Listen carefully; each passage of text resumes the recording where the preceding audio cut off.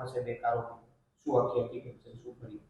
રાજકોટના રહેવાસી કુરબાન વલીજી બદામી, જેઓ નિવૃત્ત શિક્ષક છે, તેમની સાથે ડિજિટલ અરેસ્ટનો બનાવ બનેલો હતો, જે બાબતે ભારતીય ન્યાય સંહિતાની કલમ 204, 205, 308(7), 337 અને 61(2) મુજબ ગુનો દાખલ કરેલો છે, જેમાં એક આરોપીની ધરપકડ કરવામાં આવી છે. કેટલું ચીટિંગ થયું? ડિજિટલ અરેસ્ટ કેટલા રૂપિયા? ફરિયાદી સાથે ડિજિટલ અરેસ્ટ કરીને તેમની સાથે 1,14,00,000ની છેતરપિંડી થયેલી છે. કઈ રીતના એમો શું હતી આરોપી? હા, ફરિયાદીને એક ફોન આવે છે કે જીઓ કંપનીમાંથી બોલું છું અને તમારા નંબર હમણાં 2 કલાકમાં બંધ થઈ જશે.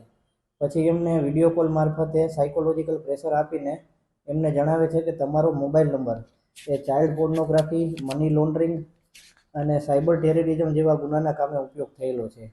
આ રીતે એમની ઉપર સાયકોલોજીકલ પ્રેશર બનાવીને વિડીયો કોલથી સતત વાતચીત કર્યા કરે છે અને થોડા સમય બાદ એમને જણાવે છે કે તમારા આધાર કાર્ડ ઉપર ઘણા બધા સિમ કાર્ડ નીકળેલા છે અને એની સાથે ઘણા બધા એકાઉન્ટ ખુલેલા છે, જેનો મની લોન્ડરિંગ અને સાયબર ટેરરિઝમ માટે ઉપયોગ થયેલો છે.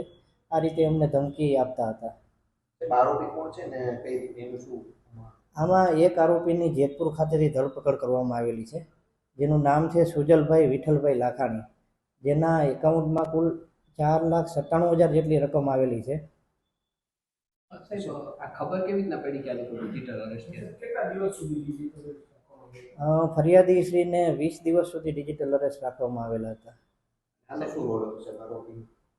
આરોપીએ પોતાનું બેંક એકાઉન્ટ એ કમિશન માટે ભાડે આપેલું હતું, જેના ખાતામાં ફ્રોડની રકમ આવેલી હતી અને પોતે આ રકમ વિડ્રો કરીને આગળ ટ્રાન્સફર કરેલી છે. પ્રાથમિક તપાસમાં ક્યાં સુધી આના તાર જોડાયેલા છે, કે રાજ્યો સુધી, ક્યાંથી મેઇન હેન્ડલર ક્યાંથી હતું?